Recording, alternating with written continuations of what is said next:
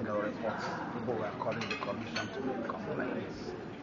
So, central to this issue, apart from quality of service, is there is need to engage the principles of rules of engagement, fundamental principles of engagement with your stakeholders.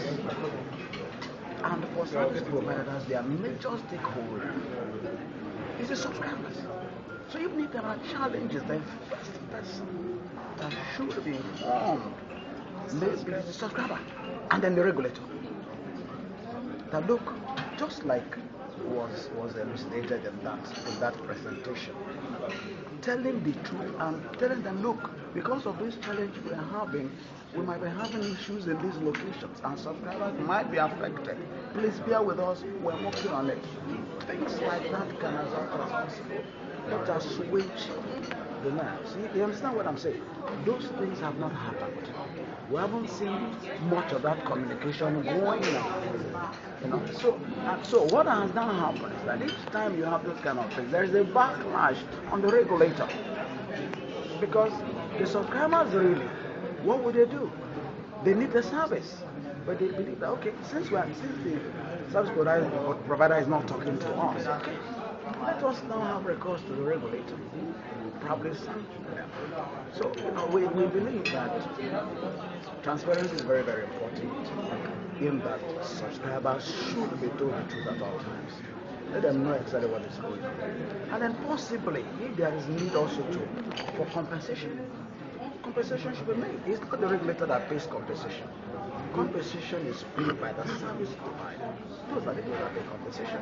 And then again, there has been this issue about why wouldn't the regulator pay this money to the subscriber? Now, we have done the calculation. So what we are saying is that it is not a rent-seeking thing. It's not to make money, but it is as a deterrent, so that it will kind of motivate or even provoke the service providers to improve, the network, the quality of service of the networks. So those things are the issues. And like we have said, you see, the industry is growing, and we have had about 11 years, and that is also what the regulator is doing. We are mindful of the challenges. What we are saying is that these challenges, there has to be some innovative ways of addressing them. There has to be some creative ways of addressing them. There has to be engagement with the consumers, at all times, so that it wouldn't look like people are being taken for a ride. So these are some of the issues. But of course, the regulator is weighing all the options that are open to the regulator in the event that there is no payment that is made. The regulator believes in the rule of law. The regulator believes in applying strictly the principles of law. The regulator is guided by law, in all that the regulator does. The regulator is not an outlaw. The regulator believes in law, because it is even the law in the first place that established the regulator. So there are options. We are weighing all of the options that are available to us. There are a number of regulatory tools that the regulator can use, can apply, can bring to bear, on this matter that is going on. What if they go to court like they've speculated? Okay. Well, the court is there to, the point also is that even for us as for the regulator, our laws can actually be tested in the court. The court is there to adjudicate. The court is there to interpret the laws and apply them, as appropriate. The regulator is not afraid of going to court. If the service provider decides to go to court, then we'll go to court. Okay. So that. So the point is this. We believe that subscribers themselves should understand their rights. Every subscriber has a right. A subscriber can make a demand on a network for compensation. The subscribers shouldn't be asking the regulator for compensation. They should rather be asking the service providers. people are providing the service to them for compensation. So the point is this, that we need to differentiate between a fine and a compensation. What was imposed was a fine. And a fine is a penalty to retain your subscribers on your network. That is some kind of incentive to incentivize your subscribers so that they would remain on your network.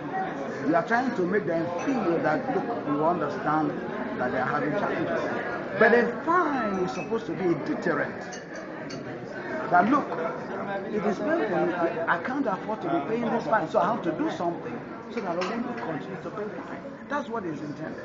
Thank you very much. You just mentioned that if subscribers are compensated, it will be more than 10 naira per subscriber. You do the math yourself. But you are talking about, excuse me, we are talking about 1.17 billion. Divided by the number, we have 95 million subscribers as of today. Or 99.14 actually. That's the. So divide it and it tells you how much is off. You can do it network by network. You take for MTN, for instance, that has about maybe 40 million. So you divide that amount, or a little bit less than that. You divide the amount with the number of subscribers. Then it gives you an idea of how much each subscriber is getting. But then don't you think the NCC should have leave the issue for the networks to compensate subscribers? Like saying, if the NCC directed that you should compensate subscribers with 500 naira, they don't have the need for quality of service guidelines. The guidelines, does this we have said, of course it does. On compensation? On compensation. Yes. The Consumer Code of Practice laws. Okay. Every service provider has a Consumer Code of Practice. Okay. That specifies what you should do in the event that customers are not getting the required service. And also, for every customer also on a particular network, there is service level agreement.